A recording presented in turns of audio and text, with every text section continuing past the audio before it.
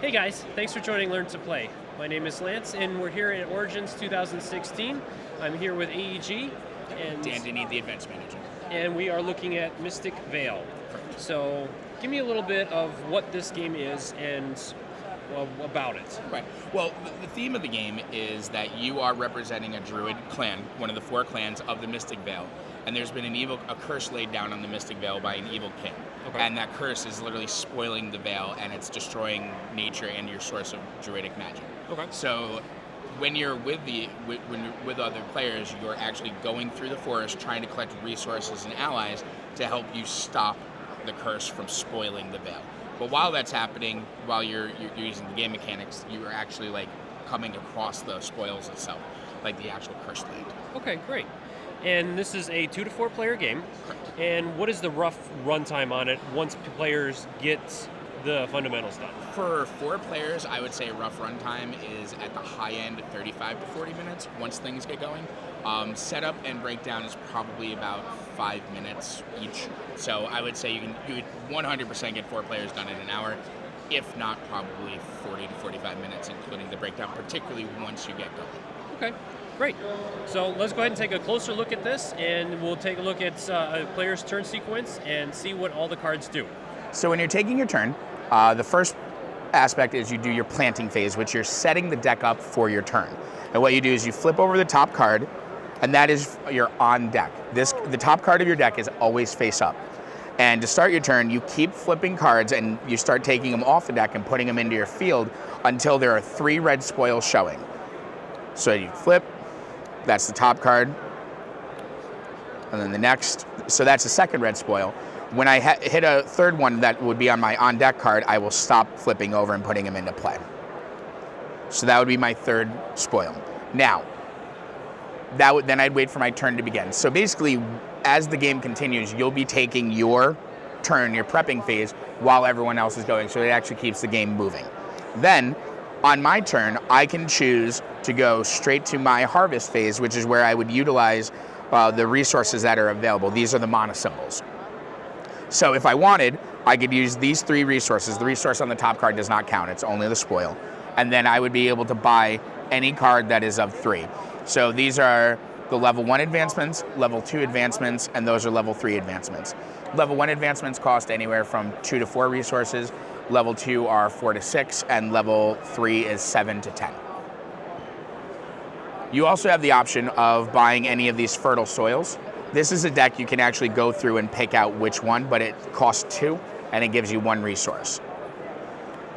So showing up on the 1, I have a 4, a 2, and a 4. So I could only buy the 2 or a fertile soil. You can buy up to 2 advancements in 1 turn. So I will buy a fertile soil, and you get to pick any of the cards that you want to put it on. As long as the picture does not cover up another picture, you slide it on, and that card, that slip, becomes part of your deck. So that's our card crafting system, where you're actually making your deck. Everyone's deck is the same. It starts out with 9 spoils, or 9 cursed land cards, 8 blank cards so that you can actually put them on, and then 3 fertile soils, 1 at the middle, 1 at the top, and 1 in the bottom. Now, if I did not buy the fertile soil, what I could do is choose to press my luck, which would be I continue to spoil, and if you ever hit 4 spoils, your turn ends and you don't actually get to buy anything. So there's a risk reward on if you actually want to press your luck or not. But for example, I would do that, and I'd flip, and it's not a spoil, but I'm going to be greedy. I'm going to try it again. So I keep flipping, and you literally keep going through your deck until you choose to stop. Like I could stop now with 5, or until you spoil. At this time, what would happen is that all these cards do not impact. I skip my harvest phase and I go straight to discard. They go directly to my discard pile, and my turn's over, and my opponents start going. But as that's happening, I prep my deck for the next turn. So I would keep going until I have the 3 cursed lands out. And then as the game progresses, obviously, like different cards would do different things. Let me find a good example. This is a level 3 advancement, the Ent Elder. So the cost of a card is here, in the mana symbol. Below it is 1, 2, or 3 pips. It shows the level of that advancement. If there is a shield in the bottom right-hand corner with a 2, that is a victory point. So at the end of the game, you get 2 victory points for having this slip in your deck. The Guardian's Shield, which is shown on the card here, is a trigger that other cards will trigger. You can gain resources from them, you can gain victory points, or you can protect from other spoils. The blue circle, again, is the mana symbol, so if this was in my field right here, this card would generate 1 mana, 2 mana total. It would count as a spoil, and then it would also have these 3 spirits, spirit symbols, which are basically sources of wild energy. Now, if you look over here, you have the veils themselves. The veils, if you ever purchase one, goes into play in front of you, and you use it just like this. So if this was in my pool, I would have 1 green, 1 sunburst, and 1 bear paw. And then I could buy any combination of these except for this one where I'd require 2. And then the different veils do different things. The level 1 veils all cost 2. The level 2 veils all cost anywhere from 3 to 7.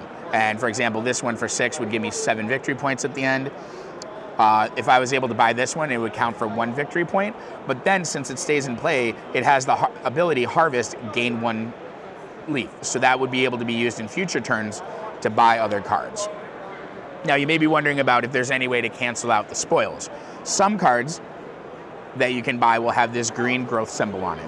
What that means is that if this is in your field or in your face-up on deck card, it cancels out any 1 spoil. So if I actually had this card here and I had flipped it up, that means I have 3 red showing, but the growth symbol, which represents the Druid magic preventing the spoils from spreading, I'd be able to press my luck and keep going until I hit a 3rd. So that would gain me an extra resource. And then there's also deck thinning cards. I don't have one here. This one, for example, has the trait ongoing, cancel all spoils on this card. The sideways cards usually have when played abilities. So if this card was here, and it was here and I put it into play, it says when played, look at your next on deck card, you may discard it. So as it's coming into play, this hasn't flipped. So I'd have the opportunity to look to see that it's a cursed land and I don't want the cursed land there, and then I get to go flipping again. And you keep playing until a pre-described victory point pool is reached. So if I was the first player and it was my turn and I ended up taking the last victory point out of the pool, every other player gets to end their turn. They get an additional turn. However, if the last person goes, that would be the end of the game. For 2 players, you would play to 23 points. 3 players is 28, and 4 players is 33. There is also, trying to see if there's any in the shuffling. So basically, as the game's progressing, you're going to end up crafting your deck to do different things. You can also gain victory points by some cards, which will have a victory point in their top field. For example, the Hawk. When this is played, it also adds a spoil to my deck. However, whenever it's played and whenever I go to Harvest, as long as I didn't spoil, I'll gain 2 victory points from this card. So there's different ways where you can build a deck that you're flipping only a few cards per turn, but you're trying to generate as many victory points as you can. Or you could build decks that have deck thinning, which is, for example,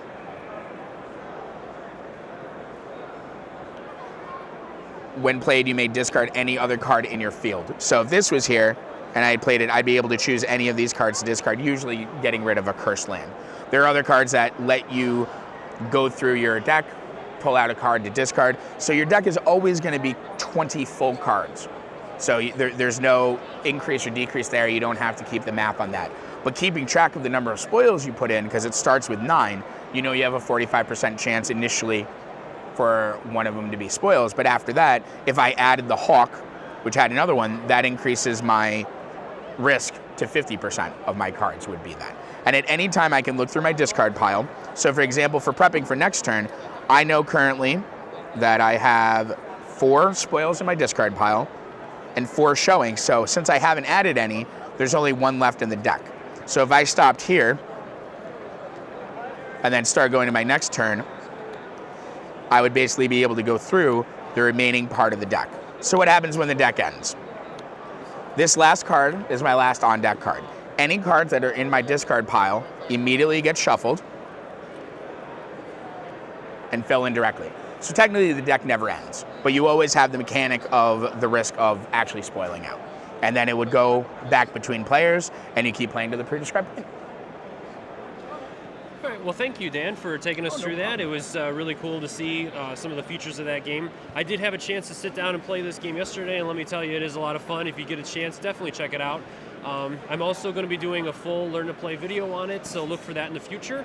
And I also wanted to touch base with you and go over a couple other things. As far as the cards. As you guys kind of saw, they do have like a film over them. That is actually on purpose to protect the cards, and as that film gets worn, you can actually remove that to redo the card, basically make it new brand again. new. Yep. And the way they work also is that they are cleanable. Like you can use Windex to completely Yeah, clean. really nice design. And the deck does come, so each deck is the 20 cards, so that's 80. The deck does come with its own sleeves. Yes, so for those of you that were worried of how in the world you're going to put this together, it actually comes with the sleeves in the box so that the game is played right out of the box. And they're generic in the sense of anyone who has a generic tarot card size. will Okay, be able to great. get them. That's so awesome. they're easily replaceable if that's ever an issue. Okay, and so when and where can people pick this game up? I believe the release will be through your local brick and mortar store on July 16th.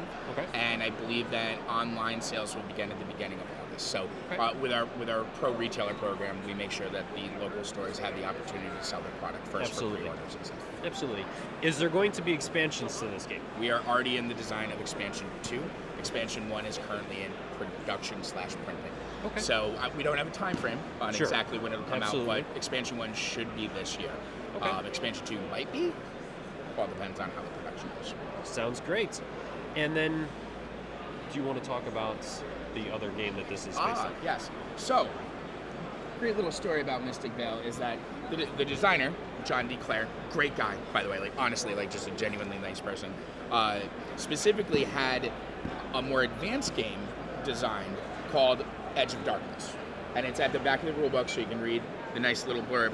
So in Mystic Vale was designed to teach people how to play Edge of Darkness. But the game ended up being so popular in the design phase that we decided to lead off directly with it. Edge of Darkness doesn't have a time frame coming out. Sure. Might be by the end of the year. Though the main difference is that in Edge of Darkness, it's a fast-paced combat with card casting system. Specifically, that this is like a worker replacement where Mystic Vale, you're playing against yourself and your opponents, but none of your cards will directly impact the opponent in any way. The only way is that you're competing for resources with the Veils and the advancements. So you can pay attention to what someone else has put in their deck, but you're not going to be able to remove a card or add a card or any way impact them negatively or positively for that matter. Gotcha. However, in Edge of Darkness, it's going to be much more complicated where that there will be opportunities to directly compete with your opponent and have the opportunity to either speed them up, slow them down, whichever would be better for you.